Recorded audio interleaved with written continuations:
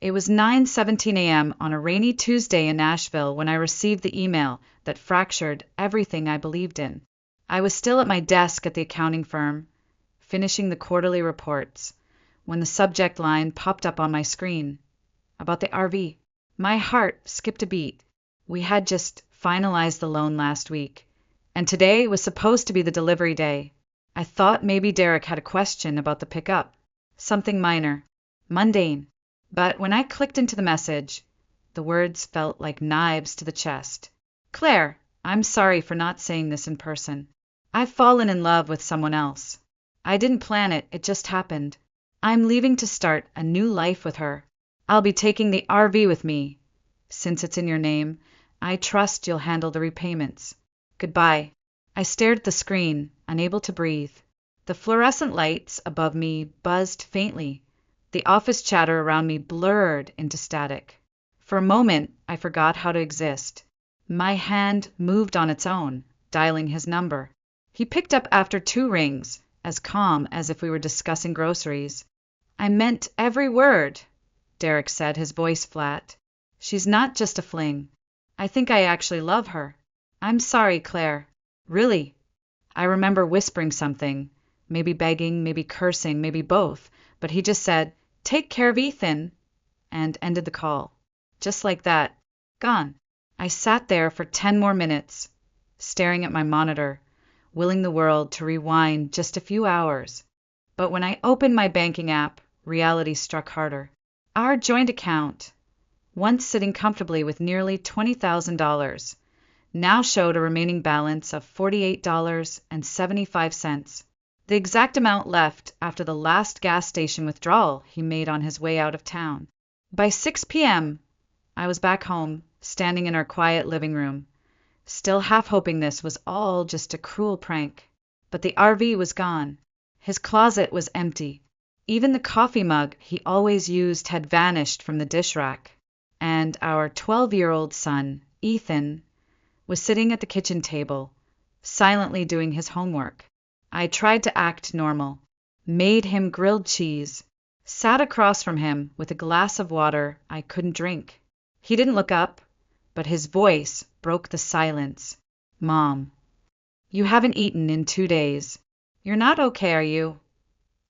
I forced a smile. "Just tired, sweetheart. Long day at work." Ethan set down his pencil. "People lie when they look up and to the right. You just did that. Are you lying to me?" I swallowed hard. "Something happened. Your dad. He left." Ethan didn't cry. He didn't even flinch. He nodded slowly and said, "I kind of figured. He hasn't been home in 3 days." There was something unsettling in how calm he was, as if he'd already accepted it. But I knew better. I could feel the hurt hiding just beneath the surface of his voice. I reached for his hand, and this time mine was the one shaking. That night, after Ethan went to bed, I sat alone in the dark kitchen with the lights off and my arms wrapped around my knees. The silence in the house was unbearable, too still, too loud. Every creak of the floorboard above me sounded like a ghost from my old life reminding me of what used to be. I replayed Derek's words over and over, as if there was some hidden clue in them, but they were just that, words. Cold, final, and cruel. The kind of words that rewrote entire futures in a single breath. The next morning, I could barely get out of bed. My body felt like stone. My chest caved in from the weight of everything. I told myself I'd call the bank, I'd sort out the loan, I'd figure out the finances. But none of that happened. Instead, I sat on the edge of the bathtub with the water running, fully clothed, for nearly an hour before Ethan knocked on the door. "Mom, are you okay?" I didn't answer. I couldn't. That weekend, I tried to go back to work, thinking routine would anchor me. But by noon, during a staff training session, my knees gave out. My vision blurred. Voices around me became muffled echoes as I collapsed onto the carpeted floor. When I opened my eyes, I was staring at the ceiling of a hospital room. The diagnosis was clinical: acute exhaustion and stress-induced arrhythmia. I was admitted immediately. For drips, white walls, machines that beeped in quiet warning. The nurse told me I'd fainted from a combination of malnutrition and overexertion. I didn't feel anything. Not fear. Not pain. Just numbness. But then Ethan walked into the room. His usual calm demeanor had cracked. His eyes were wide with panic, and his backpack was still slung over one shoulder. "Mom? What happened? Are you going to be okay?" I smiled as best I could and reached for his hand. "Of course I am. I'm not going anywhere. I wouldn't leave my favorite person alone, would I?" His shoulders dropped with relief. "Good. I was called out of class. The school said you collapsed," and I thought his voice trailed off. I pulled him into a hug and felt his heartbeat racing through his jacket. "You don't have to worry about me, Ethan," I whispered. "I'll be fine. I promise." But I wasn't. The doctor returned later that evening with test results. His tone was serious, careful. Too careful. "You're going to need surgery," he said. "Soon. I'd recommend we proceed within the next few days. It's nothing we can't manage, but it won't get better on its own." Surgery. I stared at him, blank, as if he were speaking another language. And as he left the room, I looked up at the 4 in my arm, the slow drip, drip, drip of medication tracing time in silence. The weight of debt, betrayal, and sickness pressed down like a tidal wave. A few days ago, I was just an exhausted wife and mother. Now I was drowning, with no savings, no partner, no way forward. And Ethan, sweet, unshakable Ethan, was only 12 years old. I was discharged from the hospital a week later. The surgery had gone well, but my body still felt fragile, like one wrong step might break me all over again. Ethan insisted on carrying my bag, walking slightly ahead, glancing back every few seconds to make sure I was still behind him. His shoulders seemed broader somehow, or maybe I had just become smaller. The sun was warm that morning, but inside me everything felt cold. We got home just after noon. I set my keys on the counter and moved toward the mail that had piled up during my stay. Bills, flyers, and then a thick white envelope marked loan repayment notice. I opened it with shaking hands. Final notice, payment overdue. Vehicle loan, $75,000. I blinked, reading the number again. It looked surreal, printed in ink, like it belonged to someone else's life. Didn't we set up automatic payments? I rushed to my bedroom, pulled out my wallet, and checked the bank balance using my debit card. The machine printed out a tiny slip of paper that fluttered in my hands like a dying leaf. $12.63. That had to be a mistake. I logged into the banking app. Every withdrawal over the past month was there. Gas stations, hotel bookings, a luxury camping gear store, restaurant bills, all in Derek's favorite cities, Atlanta, Charleston, Savannah. The final withdrawal, $6,800, taken out 3 days after my surgery. I dropped onto the couch, dizzy. My savings gone. The RV gone. My health shaky. I had nothing left but Ethan. And when he walked into the room holding a glass of water, I couldn't even pretend anymore. He handed me the glass, then placed the back of his hand on my forehead.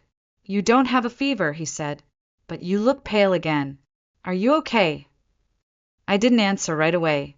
"Ethan, I can't work right now," I finally said, my voice small. "And your father, he didn't just take the RV. He took all the money. Everything we had." Ethan's expression didn't change. Instead, he sat down beside me, took a deep breath, and said, "Then I'll help." I blinked. "What do you mean?" "I can deliver newspapers after school, maybe mow some lawns, and I've been looking online. There are websites that pay kids for surveys or reviews or helping with basic coding."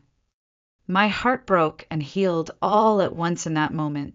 He shouldn't have to do any of that, but he was ready. And then, as I wiped my eyes and tried to thank him, he said something that changed everything. "Actually, maybe we can get the RV back." I looked at him, startled. "What?"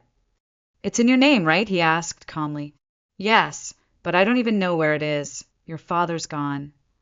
Ethan pulled his phone from his pocket. I wouldn't be so sure about that, he said, unlocking the screen. Remember that hike we took in July? The one where I got lost. I nodded slowly. That day had terrified me. I wasn't really lost, he said. I just wanted a phone. So I made you both worry enough to buy me one. My mouth fell open. And after I got it, he continued, I installed a GPS tracking app on your phone and on Dad's too. I stared at him in silence. Ethan tapped the app. A map opened. A single blinking dot appeared just a few miles west of Asheville. Dad's phone active. Location: Pisgah National Forest. 3 days later, on a chilly morning, painted in overcast gray, my phone rang. I had barely gotten out of bed when I saw the caller ID, a known number. For a moment, I considered ignoring it, but something in my gut told me to answer.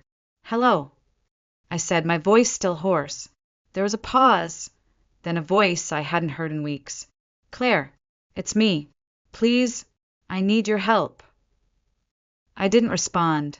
He continued, Don't play dumb. It's Derek. The police are asking questions about the camper van. They said it might be considered stolen since it's in your name. I didn't do anything wrong. I need you to explain. Otherwise, I might have to go down to the station. I didn't say a word. Just listened to the panic rising in his voice, like smoke from a burning bridge. After he hung up, I turned to Ethan, who had been silently sipping tea across the kitchen table. He's in trouble, I said. The police are on to him. Ethan nodded, calm as ever. Good. Then let's go finish this. By the time we arrived at Pisgah National Forest, the GPS pin had stopped moving. The air was thick with pine and the scent of campfire smoke. We followed the dirt road deeper into the woods until we saw it, the camper van, parked at a clearing near a fire pit, surrounded by tall trees and silence. 2 police officers stood nearby, speaking to a disheveled-looking Derek who kept glancing nervously over his shoulder. I took a deep breath and stepped forward. The officers turned as I approached, and I explained that I was the legal owner of the vehicle. They looked at me, then at the title I handed them for my purse. Derek's face turned pale. Claire, can we talk in private? Please. I asked the officers to give us a moment. They nodded and stepped away. Look, Derek started, shifting awkwardly. I didn't mean for things to go like this. I just thought, since the RV was new and we're married. We're not married anymore, Derek, I said coldly. You filed the papers. That makes you a stranger driving a vehicle you don't own. That's called theft. His lips twitched, but he said nothing. I held out my hand. The keys. Reluctantly, he pulled them from his pocket and dropped them into my palm. It felt like victory, not just for the RV, but for every night I cried alone in a hospital room, wondering how things had gone so wrong. Then, without a word, Ethan stepped forward. He looked his father in the eyes and asked calmly, Why did you abandon us? For her. Vanessa was inside the camper van, sitting with her legs crossed and a smug look on her face. She leaned toward the open door and answered for him.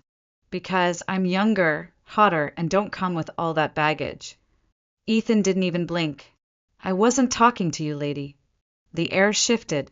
Vanessa's smirk vanished, replaced by a flicker of uncertainty. Dad. Ethan repeated. Derek looked at the ground, scratching the back of his neck. Things just happened, son. Life's complicated. Ethan crossed his arms. Then I guess the police can help you sort it out. My heart swelled with pride and pain.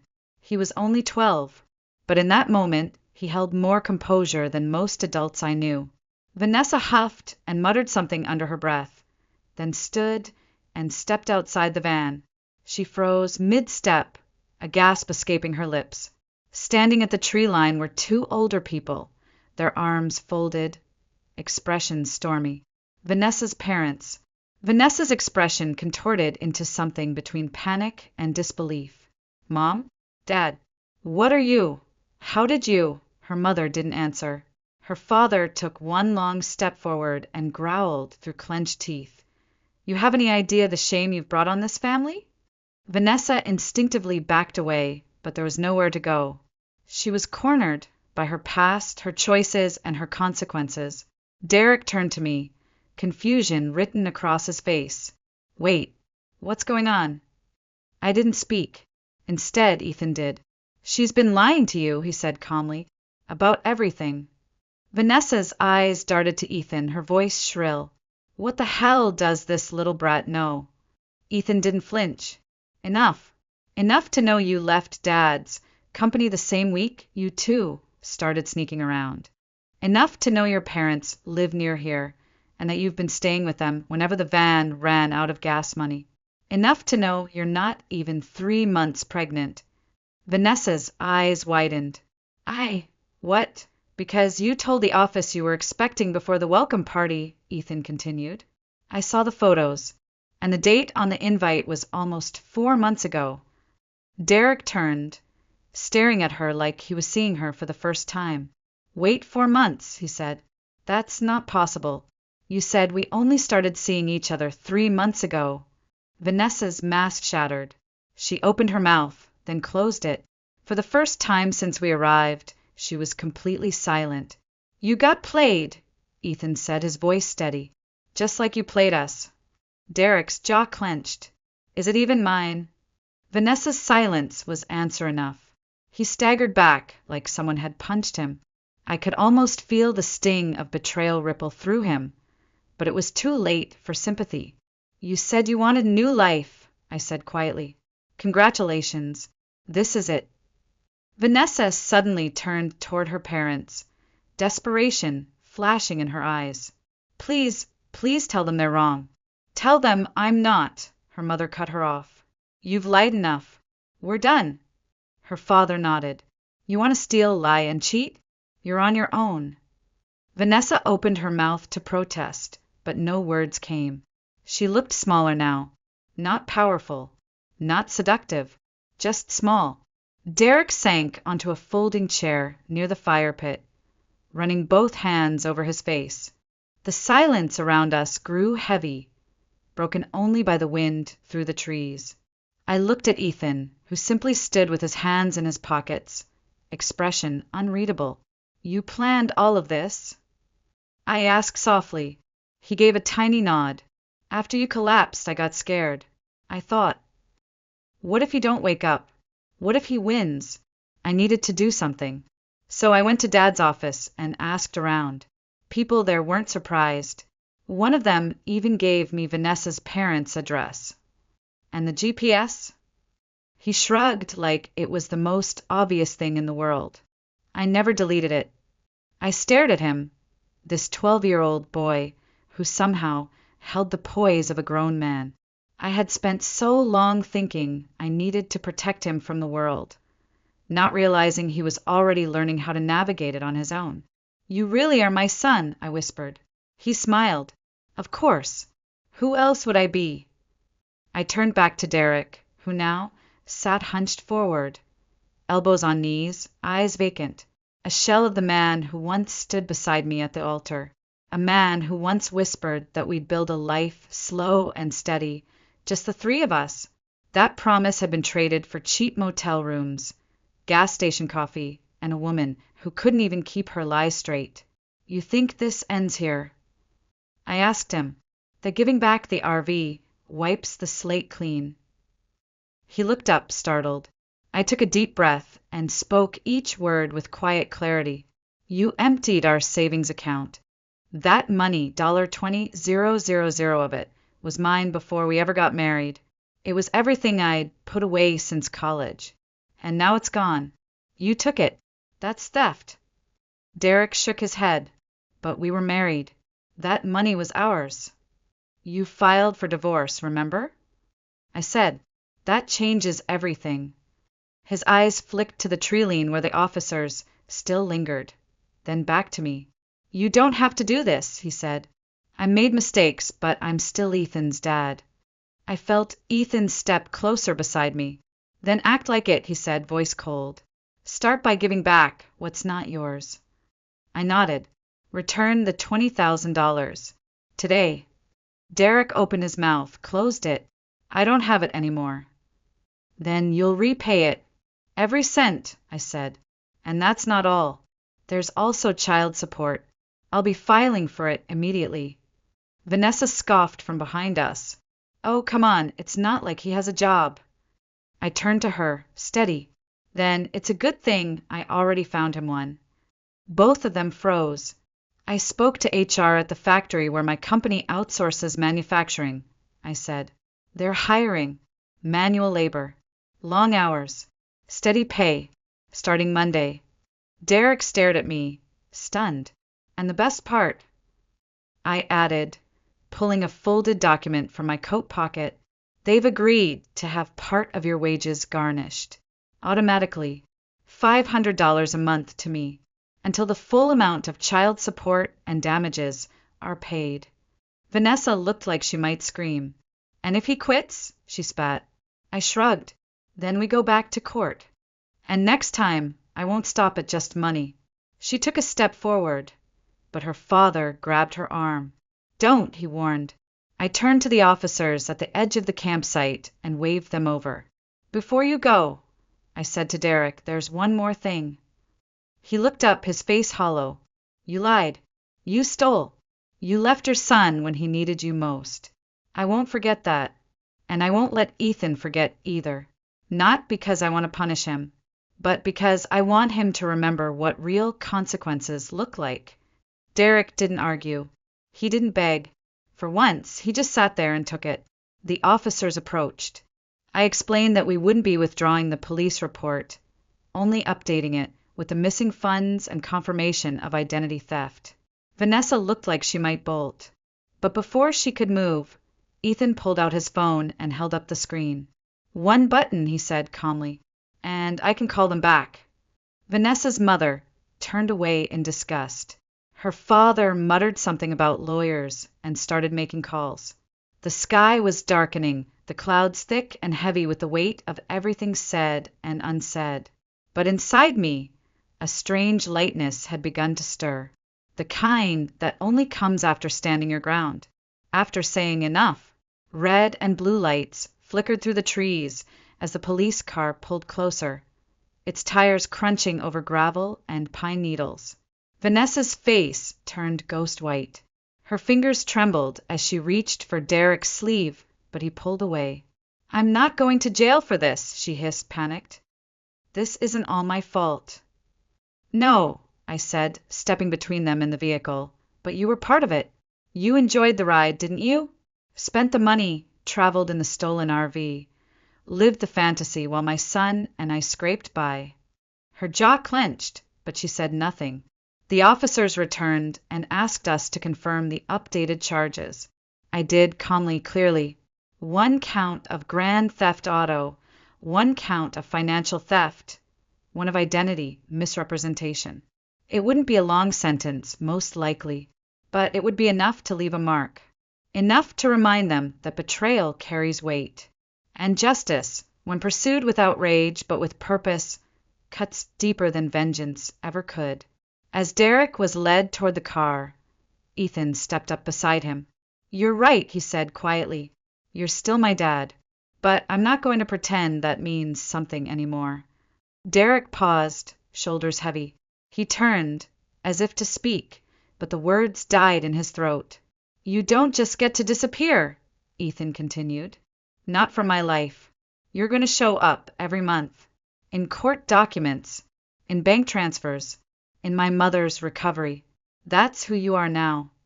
There was no anger in Ethan's voice, just truth, plain, sharp, inescapable. Vanessa was the last to be placed into the back seat. Her parents didn't say goodbye. They simply stood there, arms folded, watching her go as if they were mourning someone who'd already been lost long before the handcuffs. The doors closed.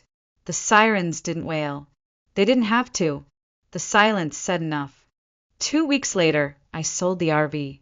The dealership gave me just enough to cover the last chunk of the loan. I wired the payment, closed the account, walked out of the bank lighter than I'd felt in years. The factory job Derek had taken. Under pressure. Started paying out by the end of the month. The first $500 child support installment landed in my account like a victory flag. Not because I needed the money, though I did, but because it symbolized something far greater. That I had taken back control. That I had survived. That I was no longer the abandoned wife lying on a hospital bed, waiting for answers that would never come. Ethan and I rebuilt life slowly, piece by piece. He still did extra chores, still researched new ways to save and help. But he also returned to being a kid, more relaxed, more open. Sometimes, late at night, he would sneak into the living room where I sat reading and curl up next to me, like when he was little. We didn't talk much about Derek anymore. Not because it didn't matter, but because it no longer defined us. We were more than what he left behind. One afternoon, after school, Ethan and I sat on the porch, watching clouds drift over the Blue Ridge Mountains. He was sketching something in his notebook, blueprints, I think. He wanted to be an engineer. "I've been thinking," he said suddenly, "when I grow up, I don't want to become the kind of man Dad was." "You won't," I said, reaching over to ruffle his hair. "You're already more than he ever chose to be." He smiled, then looked at me with eyes far too wise for 12. "You know, Mom. You didn't just survive. You fought back. And you won." I looked at him, feeling something swell in my chest. Pride, love, something too big for words. "No," I whispered. "We did." And for the first time in a long time, I believed that tomorrow wouldn't be something to fear. It would be something to build. Together.